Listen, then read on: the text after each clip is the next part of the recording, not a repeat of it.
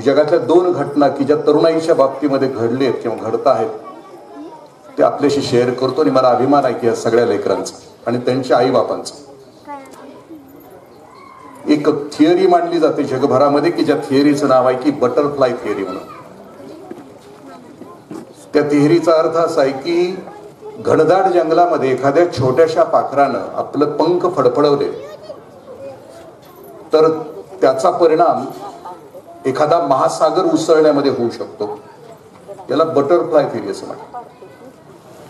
एक ग्रेटा थुंबन नावाची 16 वर्षाची पोरगी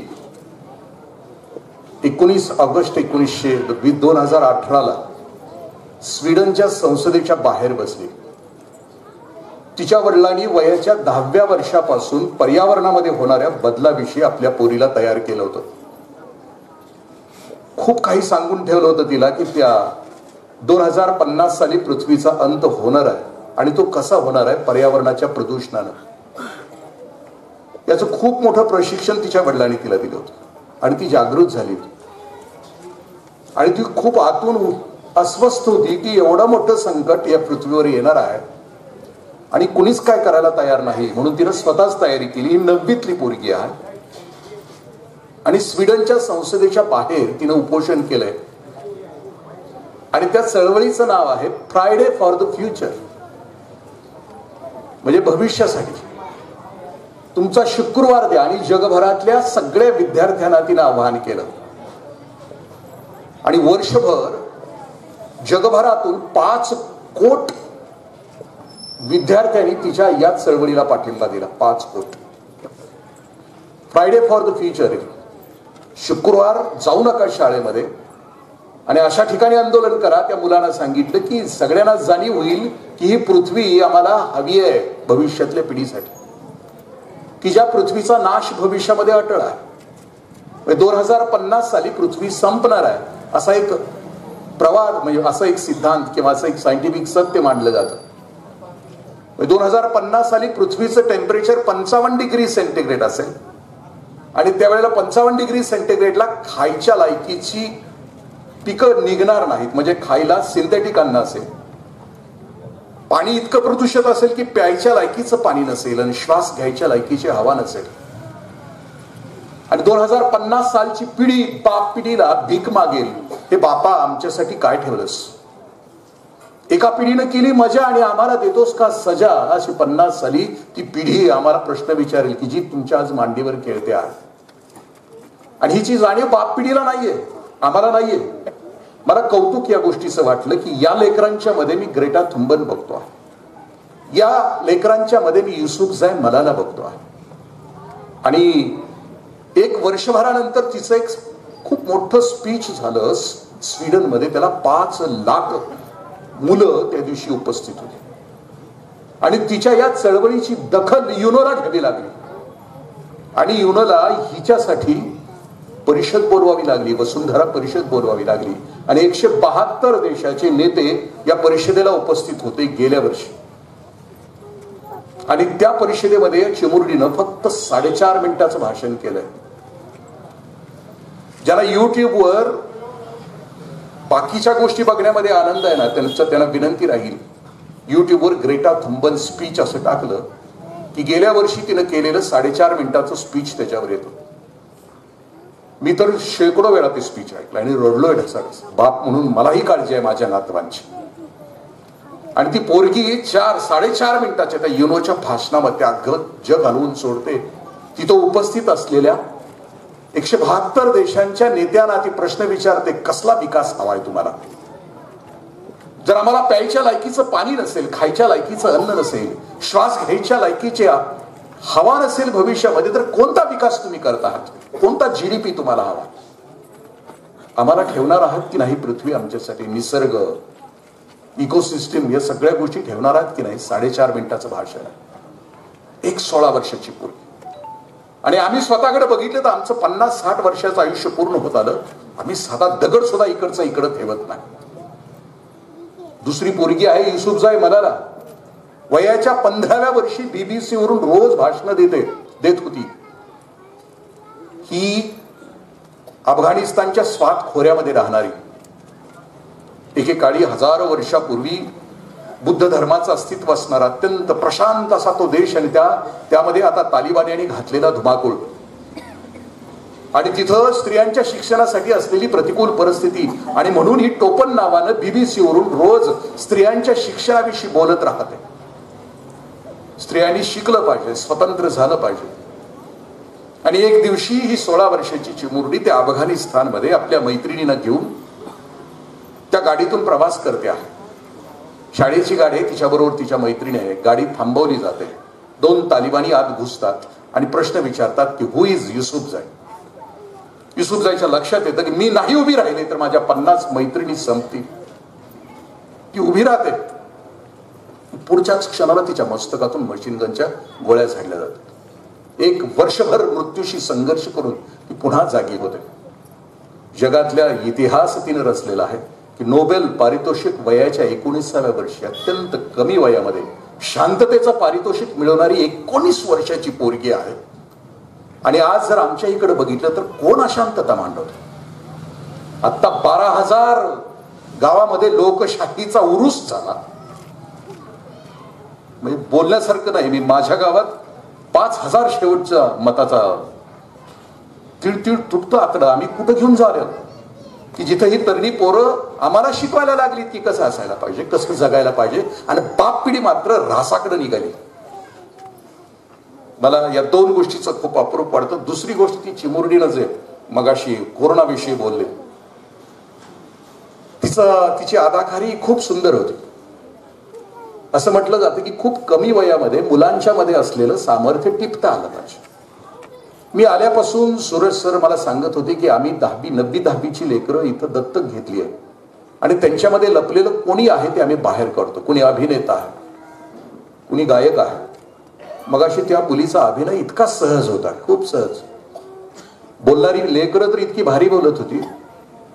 हे पोडियम यासाठी ठेवलेलं असतं की जो बोलणारा असतो ना त्याचा खालचा भाग लोकांना दिसू नये म्हणून ठेवलेला असतो. चौकात गप्पा हाणायला काही लागत नाही, परंतु जेव्हा पोडियम माईक समोर येतो त्यावेळेला अंग थरथर कापतं, लोकांना ते दिसू नये म्हणून याची व्यवस्था असते. पण मी त्या लेकरांच्याकडे बघत होतो, अत्यंत स्थिर आहेत आणि खूप आत्मविश्वासानं ती बोलत होती. म्हणजे भविष्यामध्ये त्यांना काय बनायचं आहे, काय व्हायचं आहे त्याची रंगीत तालीम त्याच्यातून ते करत होते. मी ह्या सगळ्या लेकरांना मनापासून शुभेच्छा देतो त्यांच्या भवितव्यासाठी. आणि याच व्यासपीठावर आणखीन 10 वर्षानंतर बाहेरचे वक्ते न आणता हेच माझी लेकरं इथं वक्ते म्हणून काम करतील अशा शुभेच्छा देतो. कोरोनामध्ये काय झालं, मला आता सांगितलं त्यांनी, कोरोनानं खूप शिकवलं. दोन्ही पॉझिटिव्ह आणि निगेटिव्ह गोष्टी खूप शिकवल्या आपल्याला. कोरोनानं म्हणजे 2 बरमुडा आणि 2 टी-शर्ट मध्ये आयुष्य काढता येऊ शकतं हे कोरोनाने शिकवलं. घरामध्ये जी रेलचेल केली आहे सामानाची, आम्ही विनाकारण घरामध्ये, आमचं घर म्हणजे डिपार्टमेंटल स्टोअर्स केलंय.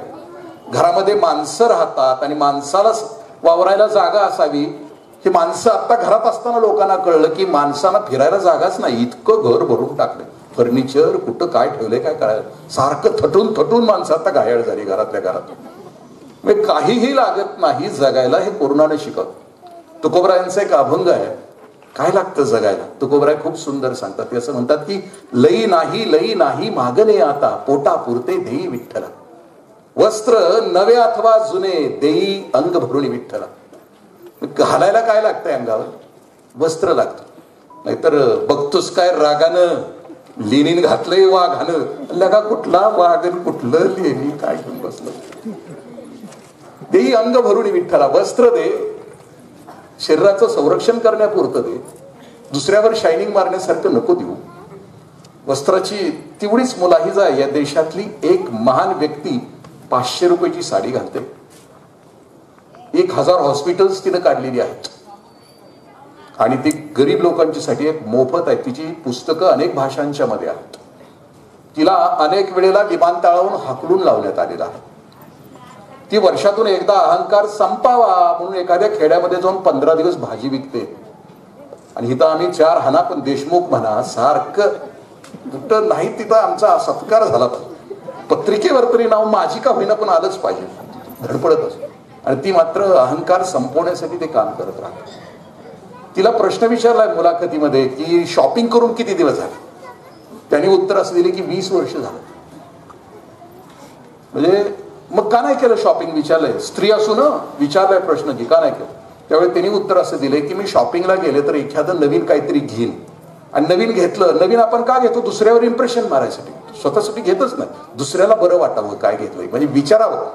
समजा मी अंगठी घेतली, म्हणजे आणखी मी माझ्या बायकोला घेतली समजा, तर ती अशी, मी घरातून बाहेर कधी जायचं त्याचं वाट बघत राहील, आणि ती मग शेजाऱ्याकडे जाऊन म्हणेल तुला हे माहित आहे का, तुला हे माहित आहे का. पुढच्या वेळेला विचारेल की गाडगीळ मधून घेतली का चंदुलाल सराफ मधून घेतली. ते बरं वाटत असतं. म्हणजे आम्ही जे काही घेतो ते दुसऱ्याला दाखवण्यासाठी, दुसऱ्यावर इम्प्रेशन मारण्यासाठी. वस्त्र नवे अथवा जुने देई अंग भरून विठ्ठला, भाकर ताजी अथवा शिळी देई भुकेच्या वेळी विठ्ठला. असं म्हटलं, भाकर दे ताजी किंवा शिळी दे, भुकेच्या वेळी दे. आमचा प्रॉब्लेम काय, माणूस समजून घेताना मला विषय दिलाय. प्रॉब्लेम काय की आम्हाला भूकच लागत नाही.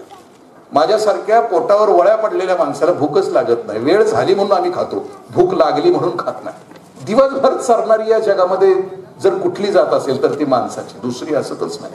एकदा मी त्या सर्प उद्यानामध्ये गेलो होतो पुण्याच्या, ते निर्मल कुमार म्हणून त्याचं संगोपन करतात त्या सरपंच, आणि ते नागांचं वगैरे त्या जी आहे वगळ, त्या वगळीत पांढरे उंदीर टाकले होते, आणि खुशाल नागांच्या अंगावरून ते उंदीर पळत होते.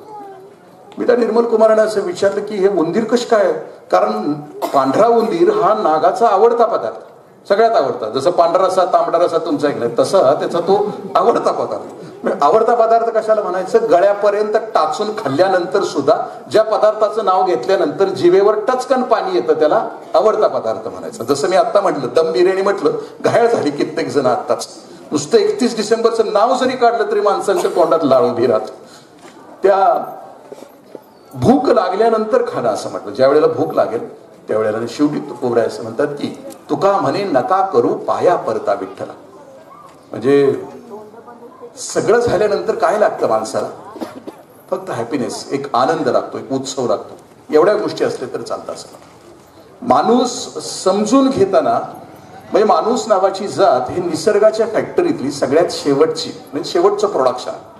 निसर्गाचं प्रोडक्शन सुरू झालं अमेबापासून आणि इथं येऊन थांबलं. खरं तर ह्याच्या पुढे आणखीन वाढायला पाहिजे. उत्क्रांतीच्या सिद्धांतानुसार म्हणजे मानवाच्या शरीरात न वापरला गेलेला भाग गळून पडतो आणि जो हवा तो राहतो. मग आणखीन याच्या पुढे त्याचं व्हायला पाहिजे होतं. आता केस अजून आहेत कित्येकांच्या डोक्यावर, माझेही आता 54 वर्ष वय झालं तरी माझे आहेत. काही जणांच्या डोक्यावरची केस गेली, पण आता केस गेली तर एक फायदा असतो आणि 2 तोटे असतात. फायदा एक असतो की बायको डोक्यावर बसण्याची शक्यता नसते.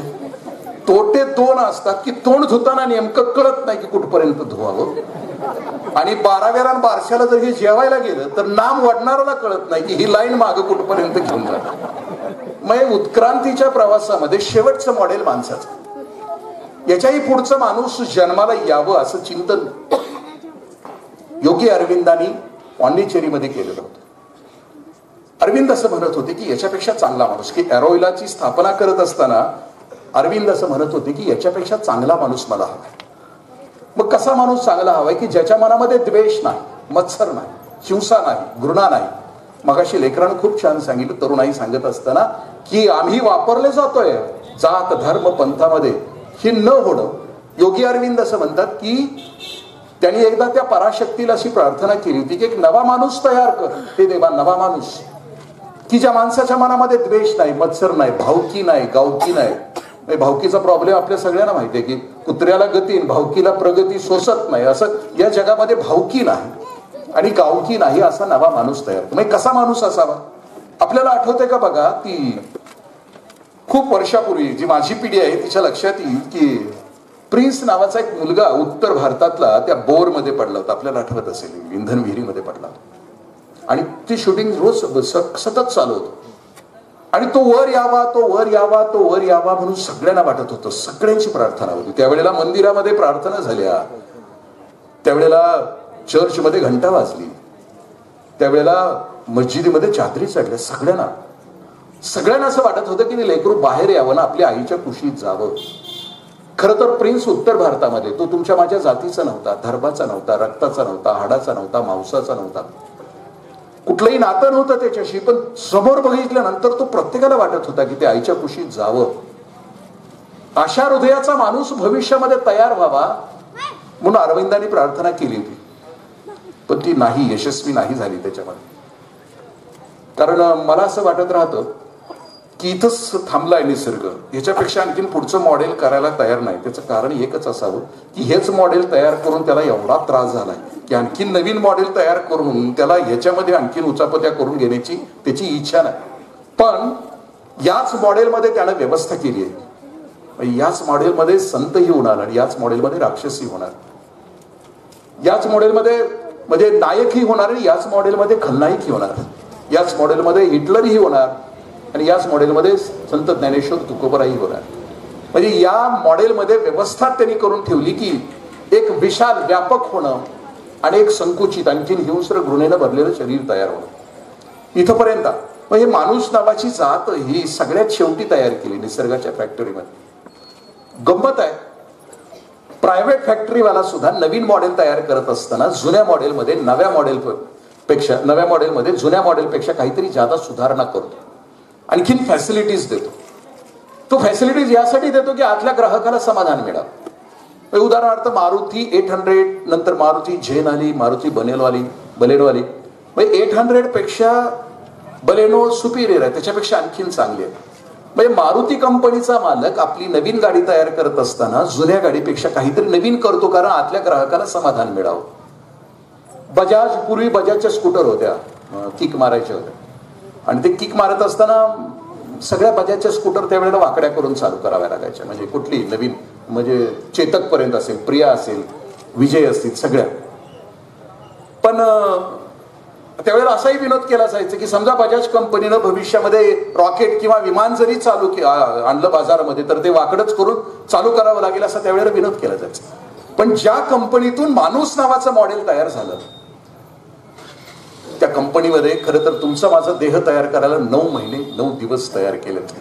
कबीर तुमच्या माझ्या फॅक्टरी विषयी असं म्हणतात की झिनी रे चदरिया झिनी 9-10 मास बुनन को लागे असं म्हणतात.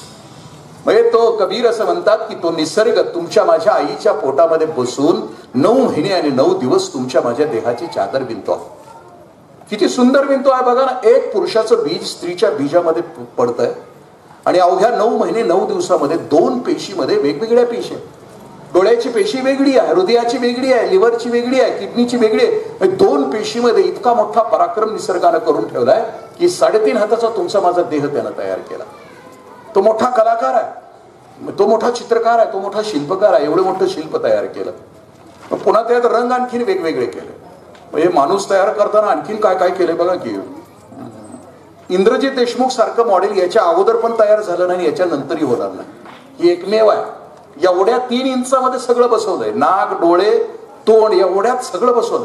म्हणजे करोडो पिढ्या आल्या, करोडो पिढ्या होऊन जातील, पण एका मॉडेल सारखं दुसरं मॉडेल नाही. घटाघटाचे रूप वेगळे, प्रत्येकाचे दैव वेगळे. म्हणजे गदिमा किती सुंदर सांगते. म्हणजे प्रत्येक माणूस वेगळा केला, प्रत्येक रंग वेगळा केला.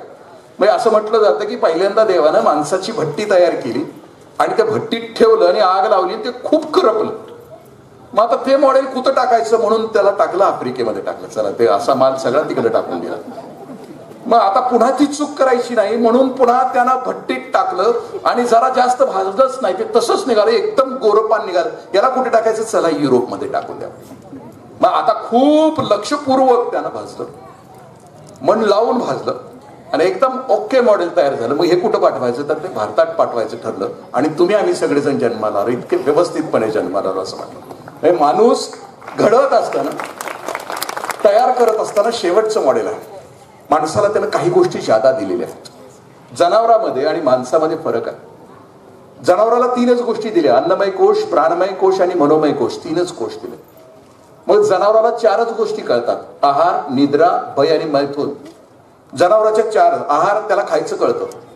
बरं खात असताना त्याला काय खावं कळतं जनावराला, त्याचं जसं शरीर आहे तसं ते खातं, जसं त्याचं शरीर आहे तसं ते खातं. म्हणजे शाकाहारी मॉडेल असेल तर ते शाकाहार करतं, म्हणजे शेळी गवतच खाणार, वाघ मांसाहारच करणार, जसं मॉडेल आहे तसं करणार.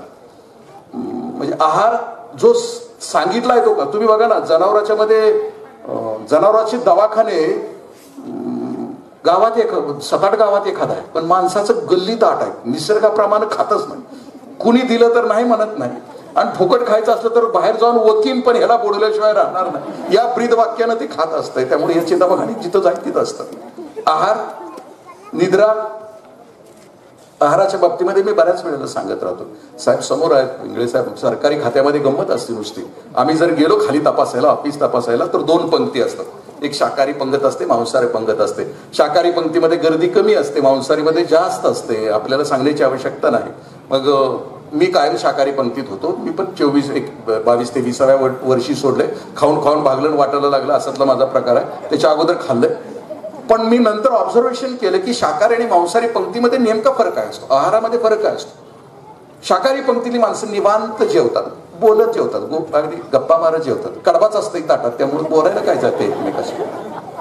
पण मांसाहारी पंक्तीतली माणसं मात्र बोलतच नाहीत. स्टार्ट टू एंड असतं, मध्ये गेम खलास करतच नाही. एकदा सुरुवात केली की शेवटपर्यंत. आणि 2च अव म्हणजे खाली, लोकन म्हणजे बघून, खाली बघून गप सही करावी, कारण खालचा व्यवहार झाला. डाव्या बाजूला लांडोर करते. मग वरचं जर खालच्या व्यवहारात सहभागी असेल तर आपला मोड करते. मग ती रक्कम वाहत वाहत वाहत खाली येते. दिस इज प्रशासन. आता हिथली जनता वर गेली, वर त्यानं वेगळ्या इंटरव्ह्यू घेतले नाहीत वरच्या प्रशासनानं, हिथलीच नेमलेत. कसं वसं हिथलीच वर नेमले. आणि मग 5 जणांचा ठराव घेऊन गेल्यानंतर ते वरचं कसं लिहितंय. माणूस नावाच्या प्राण्याने खालील 5 प्राण्यांच्याकडून 20-20 वर्षाचे ठराव आणलेले आहेत, त्याला 100 वर्षाचे आयुष्य द्यावे किंवा कसे. कोंबडी ठरल्याप्रमाणे देण्यात यावे. कोंबडा अवलोकनी येऊन मान्य व्हावे. लांडोर ते ब्रह्मदेव ह्याच्यामध्ये सहभागी नव्हतं खालच्या व्यवहारामध्ये. त्याने एक ज्ञानपाची मेक मारून टाकली. ज्या प्राण्याकडून जसे आयुष्य घेतले तसेच जगण्यात यावे आपला ब्रह्मदेव. लाखो वर्षापासून माणसाची जात अशी जगते. पहिली 20 वर्ष त्यानं माकडाकडनं घेतली. बघा ना 20 वर्षाच्या आतली तुमच्या माझ्या घरातली पोरं, ड्रेस बघा ह्याची कट, केसाचा खाली गहू वर बाजरी. आमच्या काळात बेल बॉटम होते, बेल बॉटम. आम्ही बेल बॉटम घालायचो. मी केस अशी वाढवायचो. त्या काळाचा बहर असतो ना. आमचे वडील म्हणा आला ज्ञानेश्वर आला. ती बेल बॉटम पॅट असायची. म्हणजे ग्रामपंचायतीनं कॉन्ट्रॅक्ट दिलेलं नसताना असं रस्ता लोटायचो आम्ही घरात. 20 वर्षाच्या आत माकडासारखंच. कॉलेजमध्ये गेलं तर वही खाली घेऊन बसते. आता खाल्लं ज्ञान वर जाते का, माकडासारखंच आहे. 20 वर्षाच्या आत ज्याच्या घरामध्ये संस्कार आहेत, 8व्या वर्षी जागा झाला IAS झाला, 16व्या वर्षी जागा झाला क्लास 1 झाला, 20व्या वर्षी जागा झाला क्लास 2 झाला, 24व्या वर्षी राबला राबला राबला. 21 वर्षाच्या ज्या आईचं लेकरू NDA मध्ये पास झालं, त्या आईची मुलाखत आहे युट्यूबवर पुण्याच्या. 3 मिनिटाचं भाषण आहे त्या आईचं. खूप सुंदर, तरुणाईसाठी म्हणजे थोबाडीत मारलेले नाक धरून. ती आई सांगते की आज 21 वर्ष माझा पोरगा NDA मधून बाहेर पडला. उद्या तो देशाची जबाबदारी खांद्यावर घेऊन राजस्थानच्या सरहद्दीवर +55 डिग्री सेंटीग्रेडवर 12 तास उभा असेल. परवा त्याची ड्युटी हिमालयावर असेल तर -40 डिग्री सेंटीग्रेडवर बर्फामध्ये तो ताठमानेनं 12 तास उभा असेल. अख्ख्या देशाची जबाबदारी 21व्या वर्षी माझ्या गावात माझं लेकरू घेऊन अख्खा देश सांभाळण्याची क्षमता घेऊन उभा असेल. आणि तुमची माझी पोरं डॉल्बी सिस्टीम लावून कुठं नाचायचं, मोबाईलवर चॅटिंग करत कुणाला. तुमच्या माझ्या घरातली लेकरं आम्ही कुठं आहोत, आई बाप म्हणून जागे होऊन आपल्या भविष्यातल्या पिढीला 20 वर्षाच्या आतली देणगी आमच्या लेकरांना आम्ही कोणती देणार आहोत, सावरणार आहोत की नाही. मगाशी ती दिदी मगाशी बोलत होती तिच्या भाषणामध्ये. आणि हे जर नाही सावरलं तर आणखीन फटके परत आहेत. फटके आम्हालाच आहेत, बाप पिढीलाच आहेत. 20 ते 40 वर्ष संसारामध्ये मग्न आहे. हम दो हमारे दो. 40 ते 60 वर्ष प्रचंड, म्हणजे 40 ते 60 वर्षाचा माणूस बैलागत आहे बघा तुम्ही. कधी पण त्याला थांबून असं विचारलं रावसाहेब काय झाले, ती काय बोलत नाही, गप सुमकुंड रे. काहून गेलेला असतं संसाराला. पोराचं लगीन, पोरीचं लगीन, पोराचं शिक्षण, पोरीचं शिक्षण. 60 ते 80 कुत्र्यासारखं जगत आहे. आम्ही धारेवाडीला अनाथाश्रम काढलेला आहे. कित्येक अनाथाश्रम मी फिरलो आहे. आणि मग लक्षात येतं की 60 ते 80 कालची कर्तबगार माणसं आज कुठं, गात्र शिथिल झाली, कर्तबगारी संपली, माणूस एकदा निरुपयोगी झाला की कुठे जातो. शेवटचा कालावधी तर खूप भयानक आहे. माणूस नावाच्या जातीच्या माणसाच्या आयुष्यामध्ये नाटकाचे 3 अंक असतात. एक बालपण असतं, एक तरुणपण असतं आणि वृद्धापकाळ असतो. बालपण सेकंदासारखा जातो, तरुणपण मिनिटासारखं जातं आणि म्हातारपण जाता जात नाही, रेटता रेटत नाही. ज्याच्या आयुष्याची दुपार चांगली त्याच्या आयुष्याची संध्याकाळ चांगली. कारण वृद्धापकाळामध्ये माणसाच्या वाट्याला येतात त्या आठवणी येतात आणि आठवणी या लहरी असतात, त्या कधी येतात आणि मनाचं शांत सरोवर हेलावून सोडतात. खूप सुंदर आयुष्य निसर्गानं माणसाला दिलंय आणि या सुंदर आयुष्यामध्ये कुणाचं आयुष्य सुंदर होतं. मगाशी पिंगळे सरांच्या केबिनमध्ये आमचा विषय झाला होता की यश माणसाचं कशात. मी सरांना म्हटलं तिथं आमच्या विषयामध्ये मी समाधानी आहे, मला यश मिळालं का नाही माहित नाही, पण प्रतीक्षण तीच जीवन आहे देखणी जी तृप्तीची तीर्थोदके, चांदणे ज्यातून वाहे शुभ्र पाऱ्यासारखे, देखना देहांत जो सागरी सूर्यस्तसा, अग्नीचा पेरून जातो रात्रगर्भी वारसा. जीवन जे देखणं जीवन कोणतं आहे, जे तृप्त आहे, जे संतुष्ट आहे, जे इतरांना बरोबर घेऊन चालतं, ते जीवन देखणं आहे. या कार्यक्रमाच्या निमित्तानं जी पिढी उगवती आहे तिला शुभेच्छा देत असताना माझं आवडतं लाडकं आणि समाज कसा हवा त्याच्या फक्त गुणाचं वर्णन एका उदाहरणातून करतो. मी माझ्या वाणीला विराम देतो. समुद्राचा काठ आहे आणि त्या समुद्राच्या काठामध्ये बहीण भाऊ खेळायला गेलेत. भाऊ आहे 8-10 वर्षाचा, त्याची बहीण आहे 3-4 वर्षाची. खेळतायत समुद्रामध्ये. त्या वाळूच्या काही खोपा केलेत, घरं केलेत, भरतीच्या लाटेबरोबर येणारे शिंपले त्या लेकरांनी गोळा केलेत, खिशामध्ये घातलेत आणि परत निघालेत घराच्या वाटेवर. आणि त्या बीचच्या बाहेर काही खेळण्याची दुकानं आहेत. ती चिमुरडी आहे धाकटी, ती त्या खेळण्याच्या दुकानामध्ये थांबते.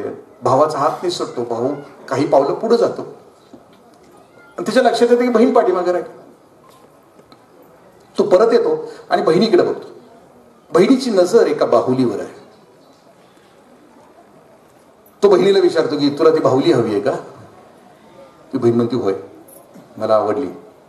असं जबाबदार भावासारखं जाते, ती अशी बाहुली घेते, बहिणीला देते, असं खिशात हात घालून पुन्हा काउंटरकडे जाते.